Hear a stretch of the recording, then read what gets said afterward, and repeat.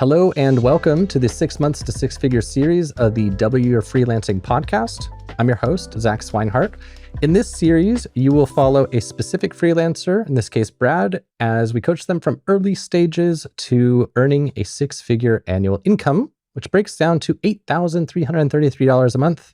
And the goal is to get Brad to that point within 6 months. In this series, I'll connect with Brad every week or two, and it follows a similar format as the DYF Accelerator community, where we do 20-minute one-on-ones each week. So if you want to get coaching like this from me, you can learn more about the DYF Accelerator at dyf.link/DYFA. So let's jump in. So Brad, I hear through the grapevine, that is the pre-interview, that you're having a better day today and that it's been a better week. So what happened? What turned things around? Was it just time, or did you have a specific like dopamine event, or what changed things? Well, I was just looking at our notes, or my notes from last week, and it's crazy what's changed since last week. Last week, your coaching was to get me to basically just take one step while I was in the throes of depression and burnout. And so yeah, you recommended Focus Mate. I was terrified. I sent you an email. I said, I tried it. It was wonderful. It was just what I needed that day to help me. I reached out to my friend / former client to kind of reconnect with him. He was just concerned that I was okay. Like he was concerned he hadn't heard from me. And then I followed up with the people that I was possibly going to get hired by, and they it got my background check and said, can you do a meeting with the CEO on Monday? And I said, yep. And so this Monday I started talking with him, and it's just been like wild. Like this is by far, I read this book when I was just getting started before I was working with you, by Andy Strout, about starting a creative agency, and I had him on a podcast, and he talks about the difference between professional and amateur clients. And he said, you want to have professional clients like as soon as you can, or maybe only. And I was like, yeah, that sounds great, but like I don't know how to do that. That's part of why I joined this community. I just don't know how you do that. And even on Upwork, I would say most of the people I've interacted with are not in that caliber of professional. Obviously, my last client technically was, but even so, it just wasn't the same. Like working on Upwork, people are trying to they're usually very, very small businesses, very, very low budgets. At least the people I'm attracting. I'm not saying that's everyone's experience on Upwork, but even the people that I knew had a very successful business, they still acted in a small way, I guess I would say. But this organization is very professional, very streamlined. They have resources. They have an amazing team. They have a unified vision, and they plugged me into their SOPs, and everything is just like boom, boom, boom, boom. Like it's just like so refreshing. Business. It's not just some creator who is a seven-figure creator, sure, but it's like just a ramshackle. I can definitely appreciate what you're talking about. Yeah, it's so different. Like I just feel like I'm in a different world. Like it's a bit intimidating, if I'm honest. I'm a bit intimidated, but I'm also refreshed. Like, wow, this is awesome. Like, yeah, don't have it's to exciting because it's how you'll level up. Like that's what's so cool, is that you're going to leave this with, now you know what a real business looks like, and you have this context for everything moving forward. Yeah, and that's all happened since last week. Like I've been, chatting a lot with the CEO and the team, and just learning more about their business, and I'm just loving it. Like and that fit of the affiliate manager thing, which started from you, as we were leaving one of the calls, being like, hey, would you be open to doing that with other clients? Now I'm like, this is so awesome. Like I get to talk about affiliate marketing all the time. And it's also really cool.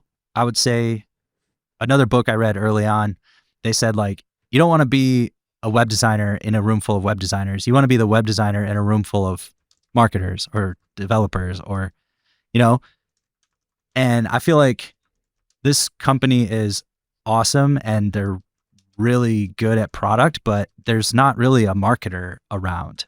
I'm like the only marketer. So like, I'm actually starting to talk about other projects that are just the other marketing stuff that they haven't done because they don't need to or whatever. And it's like, hey, you could probably do that. I'm like, yeah, of course. Yeah, I'd love to do that. You know? That's so Oh, sick. it's so cool. I bookmarked like 3 things I want to talk about. But first, I need to close this freaking open loop. Did you start the position? Yes. Like, did they hire you? That you're Yes, hired? they hired me. Cool. Well, high five on that. Thank you. I feel like this past few you've done this where you like open some loop where you're like, oh, and then I guess this is the subconscious marketer in you, right? You know how to keep attention. So yeah, this is dope. I don't know if you listened to that interview I did with Jesse from Bento, but something that I thought was cool about his backstory that I could definitely relate to, that probably you can relate to for sure, based on me knowing your backstory, is like Jesse started as an everything person at his company. And it's a nice way, if it's everything person within the context of marketing, it's exciting because you can just pick up projects and give things a go and see what happens. And that's awesome. Something that I think is going to be really cool here. I don't know. Are you on Brennan's create and sell list? I don't, just the newsletter? Yeah. Yeah. The createandsell.co. I think maybe. I don't know. I'm not sure. It's his email newsletter about email marketing. Like, so not the W Freelancing one. Anyway, he sent out some email. He just released his book, which I guess I should promote. It is called This is Personal, if you want to go read Brennan's book. Yeah, so he just released his book, and probably you already know this, books are really good authority builders and lead gen. Like Nicholas Cole, when I was reading his book to prep for his interview, he did a really good job with his CTA at the end of the book. And lots of savvy authors are doing it now where it's like, the book is like the absolute top of funnel, and you go to the website, enter your email address, get the bonuses. So it's like it's like a YouTube video on steroids. But anyway, Brennan has been talking about how since the release of the book, he's been having a lot of people who've read the book and be like, oh, I really need to have this done. Can you just do it for me? And obviously he's running a slice and dice agency, so he's already getting leads from his book and stuff. And I was talking to Nathan from Team DYF about this earlier today. We did our first team meeting, which made me feel like a real business now that there's more than just 2 of us. And I was just kind of going around asking people what they wanted to be improving on. And I promise I'm not going to go down a crazy rabbit hole here. This does have relevance to you. And Nathan was saying he wants to be building his skills of essentially building a personal brand, having authority, doing content creation and stuff. Because my goal is anyone we hire at DYF, assuming they are interested, I want to like nurture people to build their dream businesses, and then they move on and they replace themselves, make the SOPs, and that's just what it's for. And so what I was telling him that's been on my mind a lot that I'm going to really strongly merge into the new W Freelancing rate and the new blueprint is that, especially when you're an everything person, it's important to keep in mind that it's really beneficial to build all these skills all over the place, especially if you can still set some boundaries. So if you're like, I'm the marketing everything person, that's a perfectly viable thing. But when you can have one level of specificity where like, regardless of all the everything person work you do, you still spend at least 10 hours a week in this really zoomed in slice, which for you is affiliate marketing. What I'm so excited for you and what I am going to be doing at this new Conversion Wizard brand is that you have so many great lead gen content creation opportunities by just simply reporting on what you're doing for this client. So I'm going to be doing, for example, like what's working in CRO, what opt-ins are performing the best for my clients, what headline worked the best this week. Like, so be thinking as you're working on this project, be thinking about how can I be teaching others what's working here? And the whole thing, which I know you've read Alex Hormozy's stuff, so he says it well. Brennan talks about it. I think Alex Hormozy's quotable thing was like, give away the secrets, sell the implementation. I'm sure Brennan said something similar. It's not that original, really. But that's kind of the freelancer or agency lead magnet is you kind of expose your internal SOPs. You teach someone how to do all the shit that you do, and then they learn all this. And they're like, oh my God, can I just pay someone to do this?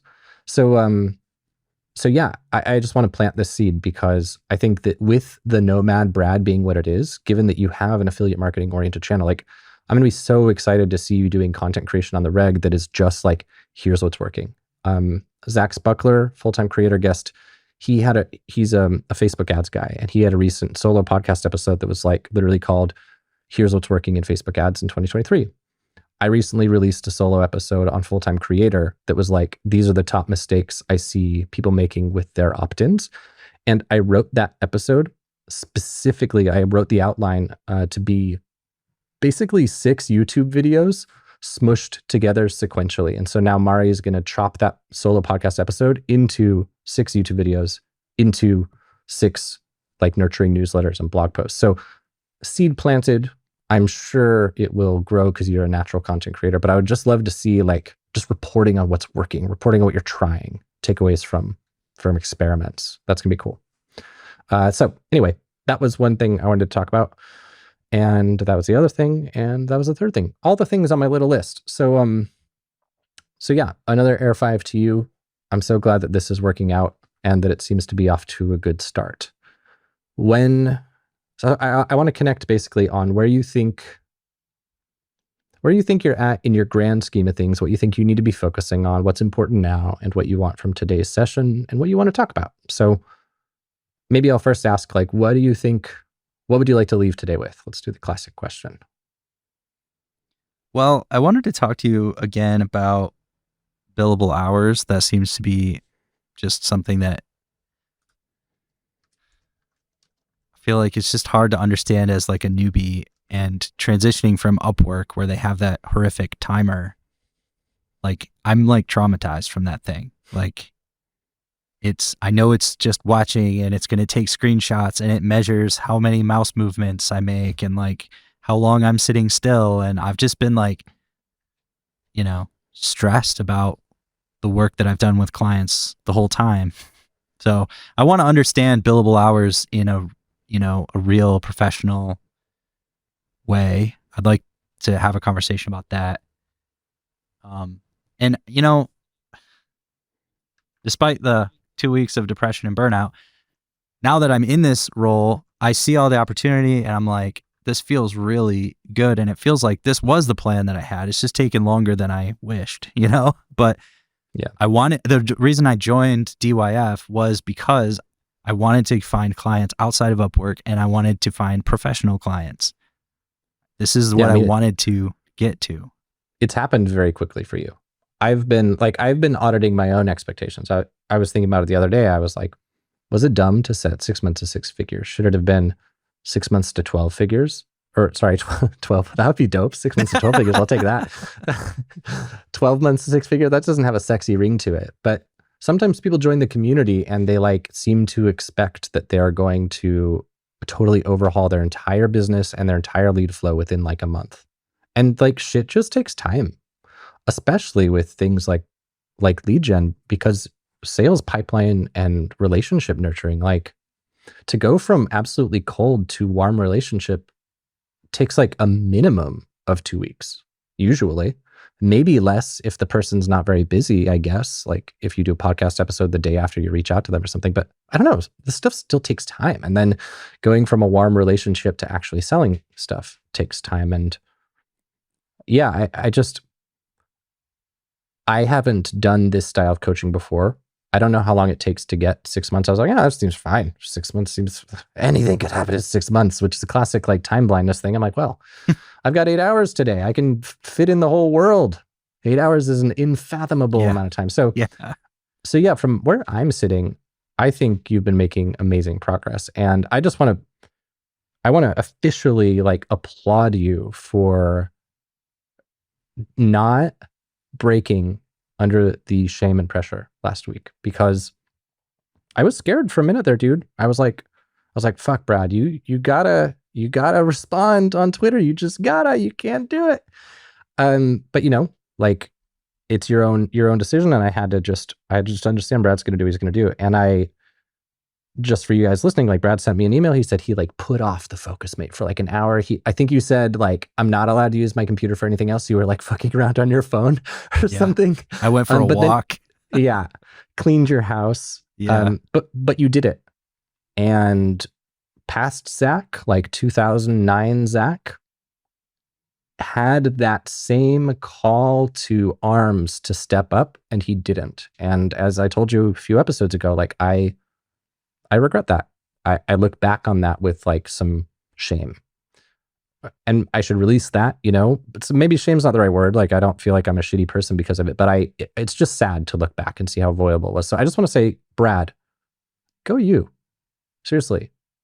I'm really, really, really happy that you did that. And it's so nice that you got to experience the dopamine win right after it. Like, I remember when I was a kid, my mom had this poster in the basement that was like this miner who it's a 2D from the side, this miner who had given up and is walking with his hat in his hands backwards through the mine because he's like, fuck it, there's no gems in here. And there were gems just beyond where he dug to. And you got the firsthand experience of that. So great job, Brad. Thank you. Thank you. And now we can talk about billable hours. So in general, and this is an opinion that's changed a lot actually since I've been at DYF. So I used to advocate a little bit for billing by the hour. Like, I remember, if you know Jonathan Stark, who I probably shouldn't promote because he's like a competitor, I feel like, of DYF, but his whole thing is like ditching hourly. And I remember before I partnered with DYF, I actually sent him a cold email to guest on his podcast. I was like, we could do a friendly debate about, I would advocate for hourly and you would advocate against it. He never responded. But in hindsight, like I don't agree with that so much more. There are some advantages to billable hours. The main thing I like about billing by the hour is that I get to advocate on behalf of my client's budget if I don't want to do a feature request. So if they're like, hey, Zach, can we make this button blue and like fly across the screen with rainbows? I'm like, well, like we could, but you said you wanted the site to cost $5,000. And if I do that, that's going to like push us over budget. Is it worth $1,000 to have those like rainbows and confetti and shit? And if it is, then cool. That's the one thing I like about hourly. But everything else kind of sucks. And I think that the goal is to obfuscate the actual hours that go into something and be more focused on the result. For my CRO thing, it's kind of easy. I've been thinking I'll do probably a credit-based system where like every test I run costs 1 credit, and a credit's probably like $200. And maybe if you buy 10 credits, you get like some discount or something. And then it doesn't like matter how much time the test takes, but you're still paying for this like interval chunk. And that's kind of the key. That's what I really want to talk about here. And that's what's going to be harder with affiliate management. If you did the thing that I was saying, Brad, you should do, which is that you specialized in that whole like one-off campaign to sell the existing email list into an affiliate, like to activate the existing email list into affiliates. You could do that as a project price because your scope is like predictable and it's finite. But for the ongoing hit the pavement kind of work, I don't know. Like, I don't have a really good idea for how you could do that without doing hourly, because it's like a linear relationship, I guess, between your time and the payout. What Brennan would say to do, what a lot of people do, is they charge a weekly rate. And this is probably what makes sense for you here. They charge a weekly rate that is not directly attached to the hours they work, but it's instead more like the way I framed it, a retainer once for a past client, is that you're paying me this retainer to stay like a priority project for me and limit the amount of other clients I sign on, so that you always have my attention. If something comes up, if the website goes down, if there's some CRO test we want to do or whatever, like I'm here. But this to me isn't great. Weekly rates are like an okay compromise, but they're not perfect because at the end of the day, people are still defining a week as like a bucket of time, And one of the things that's the most important thing to navigate with a weekly rate is like not setting the expectation that you're going to work 40 hours in that week.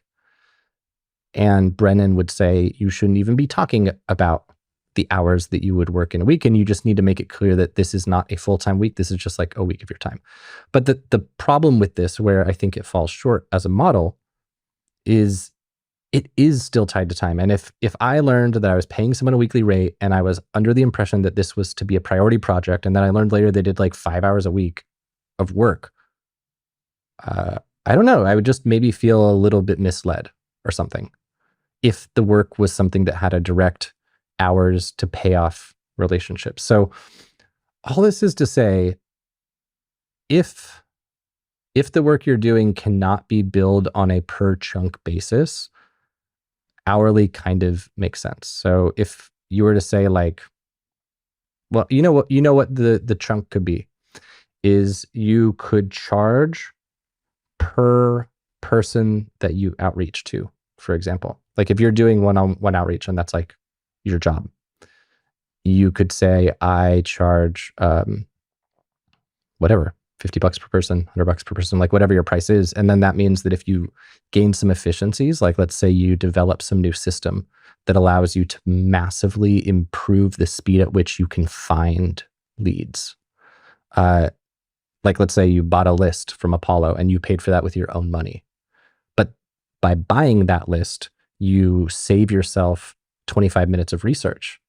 Suddenly, I'll give you an example, paint this, and stop me if you feel like I'm going down a weird track, but here's the example I would give is, suppose you peg your price to roughly an hour of work. I think you said you're getting paid, I think it was 45 an hour.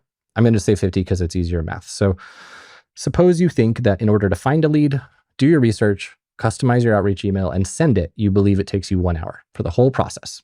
You would, in this case, say, I charge $50 per lead that I reach out to. And suppose that of that time, 20 minutes goes to finding the lead normally. That essentially means that you, air quotes, pay whatever 50 divided by 3 is. So that's 17? Yeah, $16.67. You essentially pay almost $17 for one lead, like to just get the lead. And then suppose you could pay like your virtual assistant to find you leads, and you're paying your virtual assistant $5 a lead, or $6 a lead, or $2 a lead. Or you can buy a leads list on Apollo, or you can hire a developer to write a script that literally scrapes a certain website, and you pay this developer $1,000 or $500 one time, and now it forever gets you the new lead. Like, you get what I'm getting at. It essentially means if you're getting paid by the project, any efficiency you gain benefits you. If you're getting paid by the hour, it doesn't. And I know you've complained about this before. So with all of these ramblings, like, what thoughts do you have of what would be an easy way to get away from billable, like by the hour pricing, and where do you think you'd get stuck trying to get away from hourly with this project? Well, I actually think for now the hourly works and I'm okay with it. I was just wondering more like, how do you do it? Like internally, like I'm not trying to make any fast moves here. I just want to like chill with these people, learn from them, like try to do my best to get results, like keep all that stuff that you've been, embedding in my mind this whole time, like value first, results first. One big thing that's different this time is like, I'm not trying to just win with my personality. I mean, I've leaned on that crutch my whole career. Like, and it deep down, it comes from a lack of confidence. It's like, well, I don't believe that I can actually do the things that would make me, a baller in this role. So I'm going to just lean on my personality and be likable. They won't fire me because they like me, even though right. And that's, yeah. yeah. And it's worked for me, like I hang around sometimes, but I don't want to do that this time. I want to be the professional. Like I want to be, but I also have a tendency to undercut myself. And I feel that conflict inside right now with billable hours. Like with Upwork, it was like my heart would start pounding and I'd hit the clock button and just like try to work as hard as I could. And I'm like, that's unsustainable. That's like part of what contributes to burnout. But like, what counts as billable work? Like I'm using Toggle, which I think is I learned that from you as well. Like time management period. I did not have that skill before I joined DYF and listened to you. And I think I get it mostly, but I just want to know like the nuances of that. Like, do you turn on a clock and then like, sit back in your chair and like think about the project or like outline things? Or is that like, You That's know what I'm saying? definitely Like, billable. it's like really detailed question. And by the way, I want to give you a little more context on the actual job. It's not going to be a lot of cold outreach. It's more like helping them set up the software, set up the program, and just because of the nature of the company, he wants to do like much more personal one-to-one relationships to begin with. So I'm not going to be doing that like cold outreach thing as much. It's more like that, like you said, like that specific thing, like, hey, you're the affiliate person. Like, here's my thoughts about the affiliate program. What do you think? You know, he asked me what software he thought we should use, and I recommended one, and we're going with it. You know, just that he just wants to like, yeah, you understand. But it's Cool. not going to be the hit the pavement grind thing that I was doing for the past client. Cool. Yeah. Well, that said, maybe actually you would enjoy, like, so I don't remember if I said to you, I might have just said it to someone else before this. Since working with Brennan and DYF, like I've leveled up so much from it in the email personalization department. Like before working with Brennan, whenever I would do email marketing for clients, I was scared of Liquid.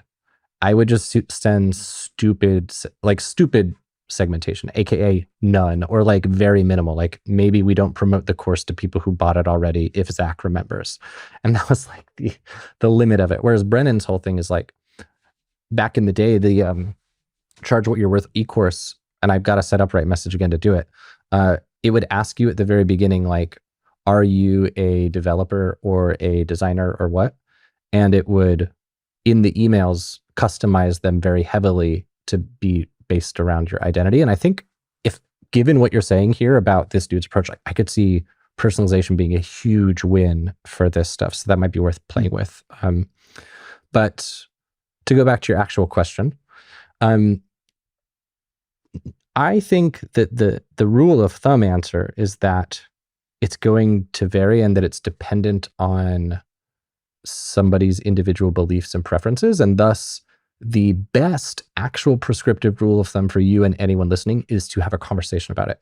And this is something with everyone that I hire, I like to have a conversation about it with too, because it's one team member might feel that something is fair and somebody else might feel that something else is fair, and they're both right. So I just want to make sure that, like, here's a good example that comes to mind for me. So sometimes I have team members read like a certain book. Like I had Mari, the video editor, hi Mari, recently read Clockwork by Mike Michalowicz.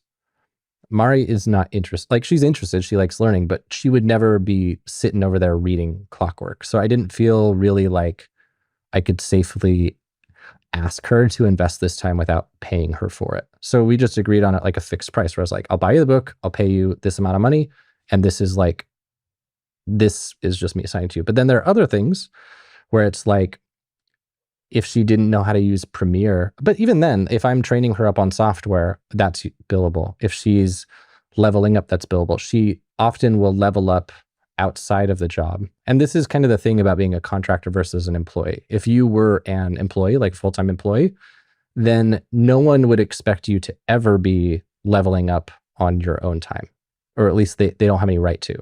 So if they're like, hey, Brad, I want you to get better at email marketing, like it would be unreasonable for them to ask you to do that at home over dinner or whatever, or on the weekend. Like that's something you would be expected to do at work. But with contractors, it's a little bit different because the whole thing with being a contractor is that you're meant to possess already this valuable skill set that you are now selling priced based on your expertise. But then the counterpoint to that is that, okay, well, that's all well and good, but what about when you are priced based on the fact that your expertise is lower? Like it kind of comes with the territory that if your price is lower, so is your expertise. And thus they shouldn't expect you to have the same expertise as you would if you were double or triple the price, right? So what I would say is, as a rule of thumb, let's say that you are making a plan for the day. That should 100% be billable. Let's say you are journaling, doing project management, like laying out all your tasks, 100% billable, no question. Taking a walk and thinking about it, I would not bill for that for a client. It is still technically work, but if I was taking a walk with my iPad and like writing ideas as I went, fine. But if it was like if I'm taking a break to give my brain the space it needs to do good work, you could argue that that is actually a prerequisite and that it should be billable. I don't know. I feel weird about it. Like, so I don't bill when I'm pooping. I don't bill when I'm taking a walk. I don't bill when I'm making coffee. Things that are like legit breaks are not billable in my mind. The ones that I think are the biggest gray area is like, again, using the video editor example. So if Mari wants to get better at After Effects, maybe that's the thing here. Here's the line I would draw. So if Mari wants to get better at After Effects and her job doesn't require After Effects right now, she just wants to get better at it so that she can like raise her rates because she has like more niched skills, then to me, that doesn't feel like something I should be paying for. Like, I shouldn't be paying her by the hour to also later become more expensive. It's like you're paying on both ends. But if it's like Mari knows Premiere, but my company uses this like proprietary video editing software that we custom built, so like there's no way she ever could have known this, and now she needs to learn it in order to do her job here, that should be billable. In your case, all this time you're having to spend like reading their SOPs and stuff, that should be billable, because like they can't expect you to have already known that. So these are just me throwing out opinions to try to cover all the bases. But I think like as a rule of thumb, as I said before, I think communication is always the best way. So given that you're going into this going by the hour, what I would say, if you're talking to your point of contact, whoever pays the bills, so in this case, you're talking to the CEO quite a lot anyway, like maybe just in one of your chats, be like, by the way, given that this is an hourly thing, I just want to make sure we're like on the same page. Can we talk for a second about like what sorts of things should and shouldn't be billable? And you can maybe before that call, just like log gray area things for the week prior to it. And you could even track those to a special toggle category called like gray area things. And then depending on the decision that's reached, you either shift them to being like Brad, the guy, as the client, or the client as the client. So they like you either shift them to being not billable, but still you should always track and toggle for the data. You can even track the time you spend pooping and on breaks if you want to get nerdy. And then the stuff that's tracked to the client is what you bill. So are there any, because I tried to throw out a lot of examples, but can you think of other ones that are gray areas for you? I think the main North Star is that you do have to think about like, what is the purpose of what you're doing right now? Like, is it serving the client or is it serving you as a business? Like yesterday I got on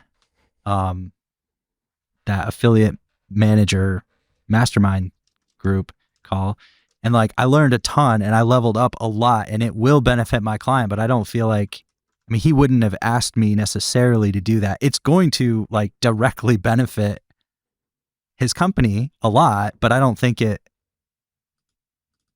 think that was a choice for me, that's to make me better at the craft. I think you said it perfectly though. Okay. Is it serving the client or is it serving my business? I mean, I had the ultimate gray area when deciding like this studio that I'm sitting in, which of these expenses are DYF expenses that we should pay for out of the DYF business account, and which expenses should Zach be individually paying for? And what Brennan and Laura and I decided on is like, the question is, would I have bought this if I weren't working on DYF? So like my desk, I would have bought that. My chair, I would have bought that. This dope ass background, I would not have bought that. This was bought to be a dope video background. I wouldn't have bought this dope light just to have a dope light. Or I meant like maybe I would have, I don't know, but it was bought specifically for this. So I think that rule of thumb is great. And I think that the gray area that you'll run into is like, not the mastermind example, but maybe a course you wanted to take, you've been wanting to take for a long time, but no, I don't think that's even great. I was going to say, you want to take it for a long time, but the direct need to have this knowledge for a client project is what pushed you over the edge. But in my opinion, if there was a direct need in the client project, like if it's like, I talked to Zach today and Zach said he thought I should learn about email personalization because he thinks email personalization will be really useful for this specific client. So I decided to invest into learning that. I don't know. I mean, like that you're doing that for the client. It's primarily for this client, and then it also happens to benefit you, versus the mastermind is primarily for you and also happens to benefit the client. But in anything like that, I think I would just straight up ask him. Like I would probably log the mastermind on my my question mark list. And I'd probably frame it being like, I'm not coming in here saying I want to, sorry, let me re-say it. I would go in saying, I want to make sure that I never bill you for something you don't think I should have billed you for. So I want to make sure we're on the same page about some things. And frankly, strategy, I think strategy would be smart to put on your gray area list. But if you get pushback about it, I would stand your ground. But I would say like, I would put strategy in the category of like, hey, I just want to make sure we're on the same page that strategy is billable. I had this actually once with one of my ongoing clients, client calls. So I meet with a client on the phone. I charge her like $200 an hour. And I was like, hey, I just want to make sure we're on the same page that this call, you're being billed for this. And she was like, yeah, of course, I'm making you be here. But I would write things like that down, like make sure that you're on the same page, that meetings with the team are billable, onboarding with the SOPs is billable, strategy is billable, and you should get a yes for all those things. And it might even be a red flag if you get a no. But then there are some that are legit gray area ones that would be good to get their take on. And the reason that I think it'd be good to put some of them in there, like the mastermind, for example, I remember when I was working at my dev job at a marketing agency, I had this like internet marketing event I wanted to go to. And I didn't expect them to say yes, but I was like, well, fuck it. Who cares? Like, they're not going to fire me because I asked. They'll just simply say no. So I was like, hey, I have this event I want to go for. And I could see how it could help me at my job. You know, like I'm going to learn about this marketing stuff and like, it could be relevant as a developer here. Would you like to pay for me to go? And they ended up paying for my my event ticket, and I just paid for my flight. So it was just free money. And so similarly, like, I don't know if Mari goes off and learns about After Effects and she doesn't even ask me what I think about whether or not it should be billable, she might have eaten the cost that I would have otherwise happily paid her for. So yeah, hopefully, I feel like we've talked comprehensively. I think you've got a good framework. It's complex. It's definitely a thing that, like, how did you learn it? Like, what did you make a lot of mistakes when you were younger? Like, did you just have to learn all on your own and just like, I don't think there's like a times? book. Yeah, I think you just do it wrong a lot. And I don't even claim that I'm doing it right. And I know that one of the big reasons Brennan is an advocate for weekly rates versus hourly is like, no one likes looking at the toggle report that their freelancer sends them and seeing like meetings, planning, meeting, like administrative task. Like no one likes seeing all of those things. They want all your hours to be spent on like putting money in your pocket, affiliate. You know, but that's not how it goes. Yeah. So, how did I learn?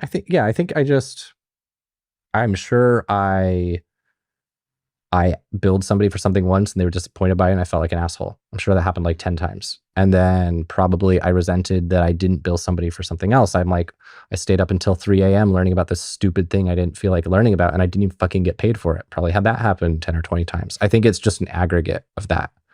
And yeah, I think the biggest thing I learned from that interview with Jesse that I really loved was that his whole thing was just consistent, proactive communication.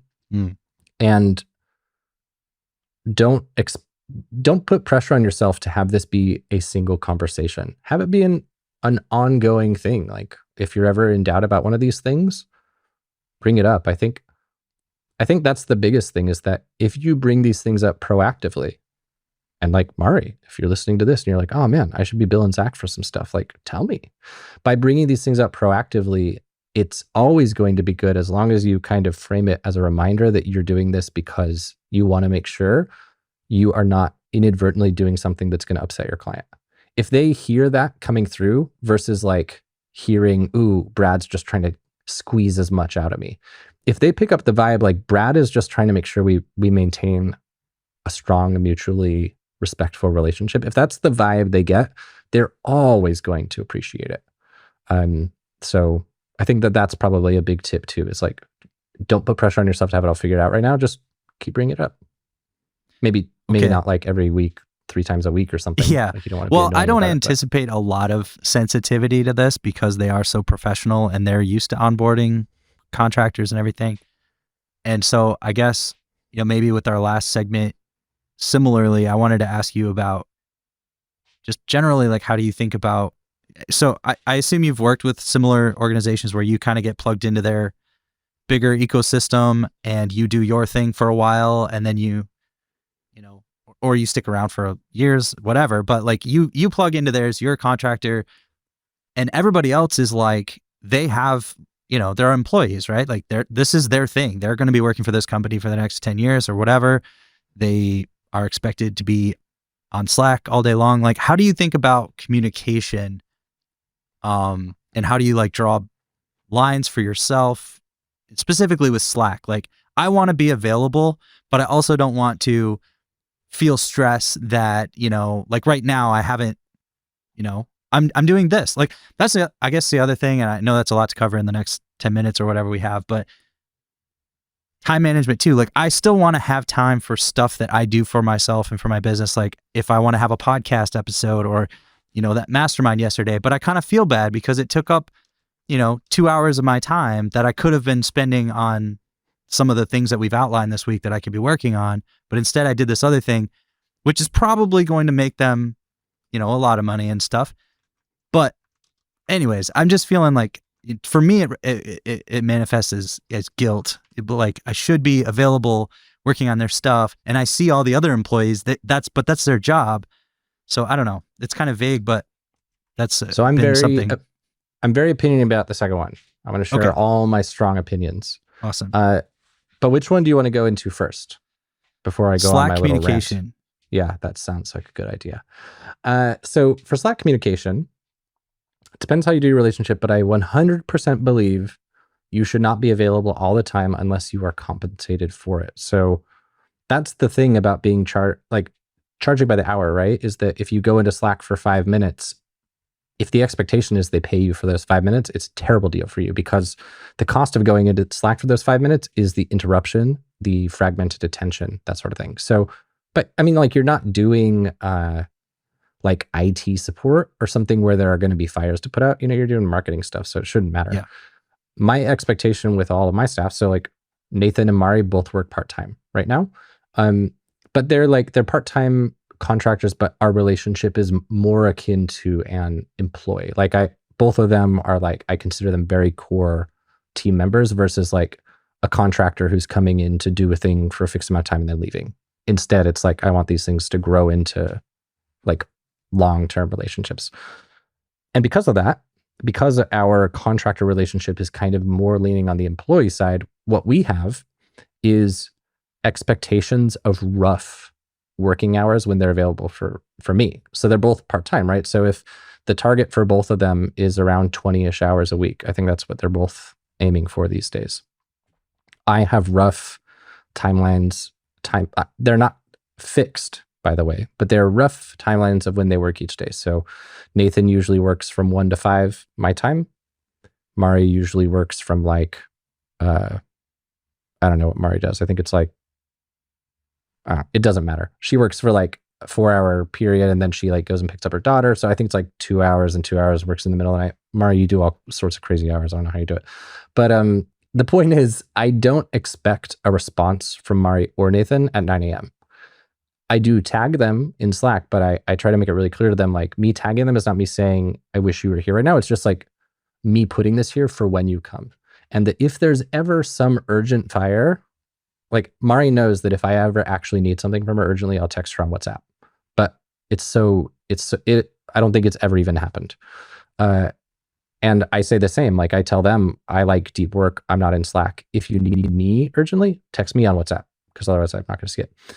And so in my opinion, unless you are paid some sort of retainer in addition to your hourly rates, that is it's just kind of like a membership cost for Brad to check Slack 3 times a day or whatever.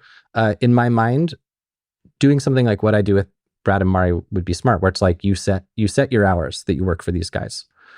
So if you're targeting 20 hours a week, 20 billable hours a week, I would recommend that you set that schedule roughly so that the team knows when they can expect to hear back from you. And this time would be best to overlap with whatever synchronous team meetings you are expected to be in.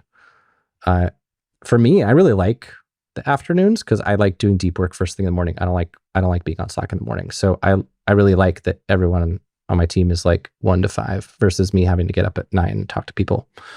So I think that's what would be good to do. And then if you're less of a team member, which isn't relevant for you, but might be for someone listening, it shouldn't really be expected that you're on Slack at all, unless it's relevant for your job or your project. Like the way I kind of look at these things is that if you're an employee or something like an employee and it's expected that you do all your communication in Slack, then fine.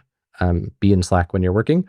Otherwise, I see it as more like pop in Slack whenever you happen to be working at whatever inconsistent time you're working. And if somebody actually wants access to you at a specific time, they should be setting an appointment on your calendar. And that's how you do it. And sometimes those appointments on your calendar might literally be, we both need to be on Slack at the same time. That's actually what I did with my clients. When I was doing my like online in a day and that kind of thing, I would literally just set the expectation with them. We will both be on Slack from 9 a.m. to noon, so that if I have a question for you that I need your urgent feedback on, you will get me that answer really fast. Because that's what I always hate with like design and dev is you ask a question, you have to wait 2 days for a response, and then you just go back and forth. It takes forever. So I condensed it that way. So yeah, I feel like this should be a good framework for you. Yeah. Does that answer everything? Yeah. Cool. That makes sense. And it's kind of what's happening anyways. They're on Pacific time. I'm on Eastern time. So there's like a bit of time in the morning where I could work for them because they're like ongoing projects that I don't need anybody to guide, or I could spend that time on my own stuff. And then they all come online and they, all communicate and chatter on Slack and stuff. And the CEO will impromptu want to jump on a call or whatever. And I'm totally happy with that. And so there's just kind of like a 4-hour window. Okay. I might advise, depending on what employee-ness you're in, I might advise to lean toward non-impromptu calls. Like, okay. I just worry about setting that expectation. I sometimes make Mari jump on impromptu calls, but I recognize that I don't know, I just kind of feel like it skirts the line because I don't demand it. I'm just like, yo, are you around? Can we jump on the phone? And no worries if not. But like, you're not at their beck and call because you're not a team member. If you're setting fixed hours, cool. And you're like, okay, during those fixed hours, you guys can have me do whatever you want. But as a rule, I would much rather see you proactively set like stand-ups and check-ins. So if you know that this CEO is going to want to check in regularly, I would personally love it to see it, if it works for him. Like, everyone's different, right? But if it works for this dude's brain, setting like a standing up, what I've done with clients before, when I'm running a launch, for example, for Paula, it's very intense. I really need her feedback quite often. And she's really busy. So I want to get the calendar blocks ASAP. And it sounds like this guy might be the same. What I do with Paula is I get all these standing calendar blocks scheduled. And then if the day comes and I don't need it, I'll just text her and tell her I don't need it. And so with this dude, if he's wanting to connect regularly, I think that's smart. So maybe you set like Tuesday, Thursday every week, or Monday, Wednesday, Friday, or whatever. You set those. And then if one of you doesn't actually need to come, then you cancel it. But that at least sets the tone that like, if you want to meet with Brad, you schedule a meeting with Brad because he's a professional and your business is not his whole life. There's my 2 cents. Interesting.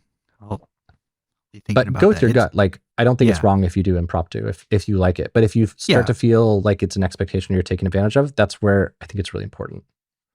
Yeah, for now, I'm just learning and I'm loving it. Like, feels so good to plug into that energy, that team that's working hard and doing amazing stuff and launching products. And it sounds exciting.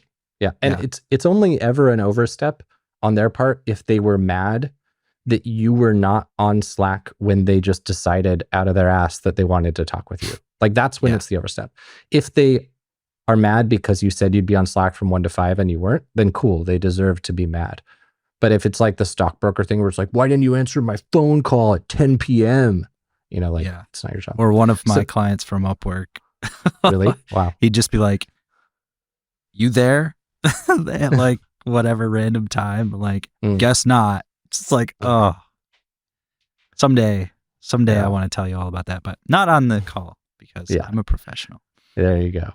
So I think, and then, well, I was going to say my last little piece. Okay. If I may. Is there something you wanted to ask clarification on? Nope. We don't. I just wanted to hear your other piece? So yeah, the other thing was the feeling bad for the mastermind stuff. So I think this is something you really need to extricate yourself from, because this is like, it's the employee mindset or whatever. And even then, it's frankly not a healthy employee mindset. So when I worked at that marketing agency, I was a contractor amidst literally everyone was an employee except one person who was a contractor who came in and out sometimes.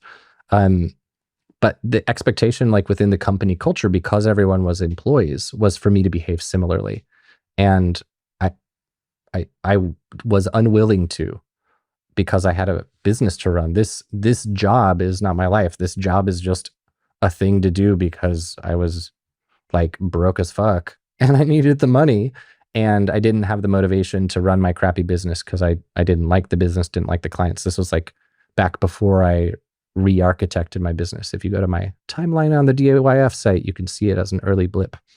And I felt like I was having meetings with my manager dude like every week, where I was just like drawing new boundaries and like saying like what wasn't working for me. And I felt bad. He was very patient with me. Like I felt bad. I was like, I'm sorry, mate.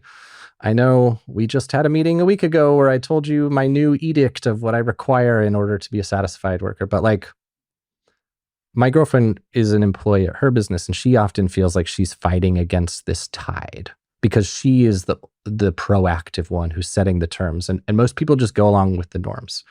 And as a contractor, it's really important that you be very intentional about growing a business, because the agreement isn't I pay Brad and Brad makes my business his whole life.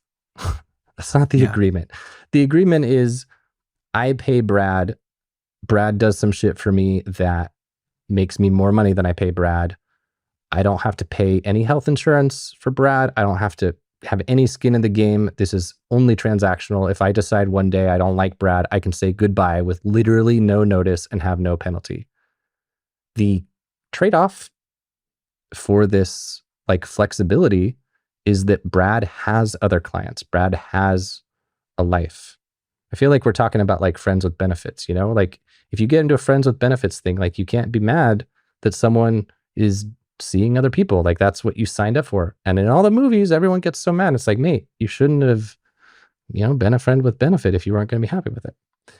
So with that in mind, you should never feel bad for doing a mastermind or leveling up, because I guess, again, the asterisk is like, you can feel bad about it if it's because you are shirking some responsibility. Like definitely you can feel bad about that. But if it's just you feel bad because there's time you could have spent working for your client, this would, to me, this mindset would bleed into other aspects of your business. Like you would feel bad doing marketing and trying to get new clients instead of working for this client, or you'd feel bad robbing some poor people in Skyrim because you could have been working, even though that recharging time is important. Like I think this is a really important thing to understand, that your main responsibility is growing your business.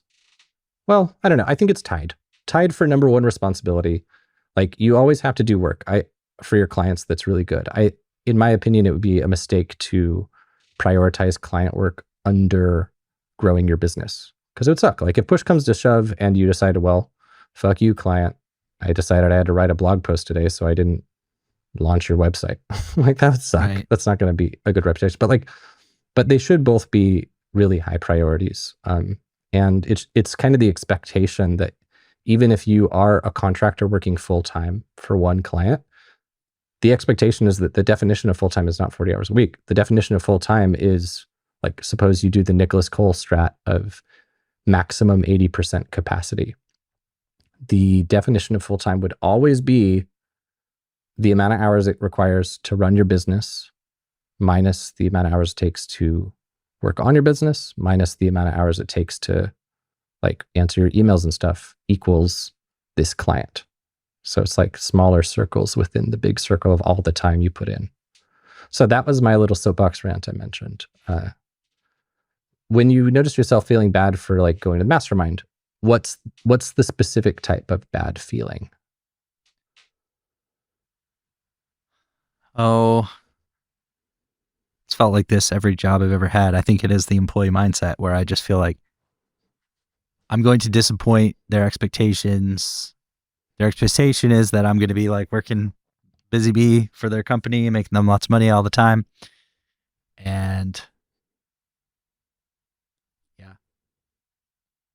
Then yeah, I mean, go ahead. I wasn't sure if you were trailing off or if you were that's thinking. Pretty much it.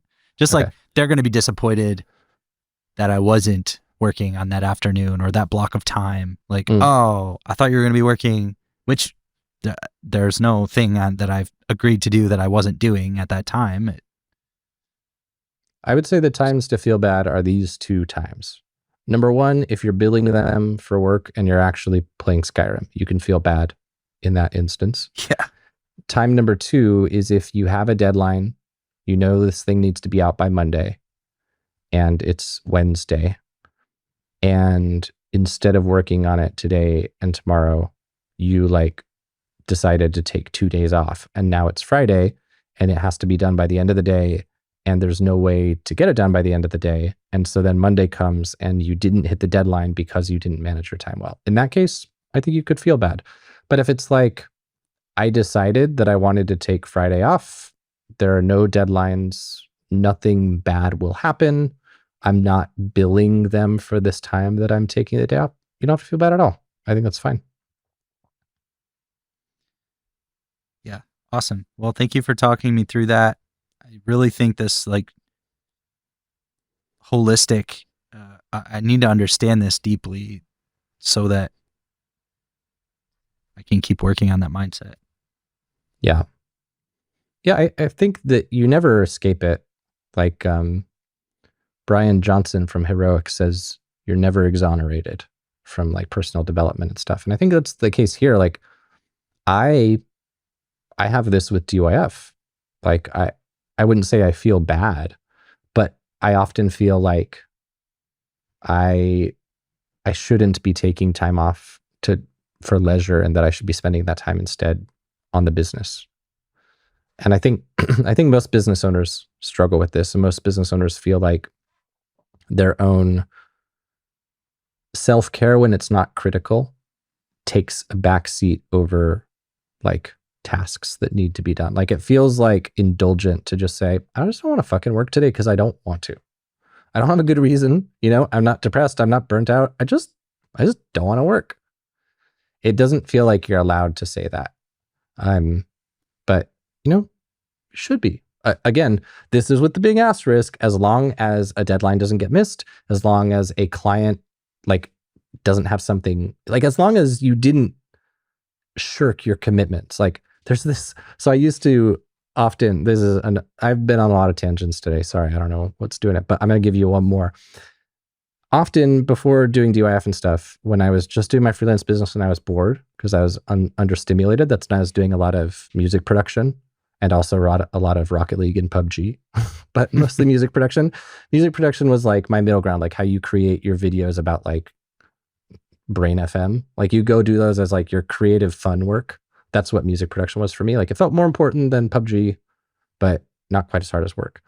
And when I would be in my office producing all day, my girlfriend would come in and she had this song and she's like, this is the sound of not doing work.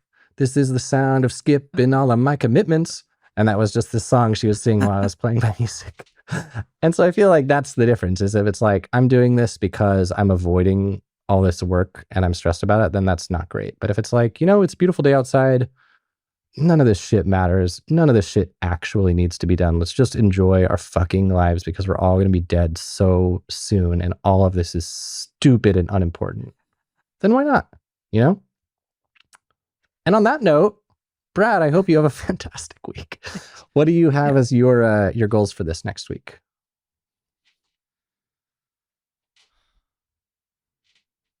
And maybe the goal is just try to crush it here and revisit soon.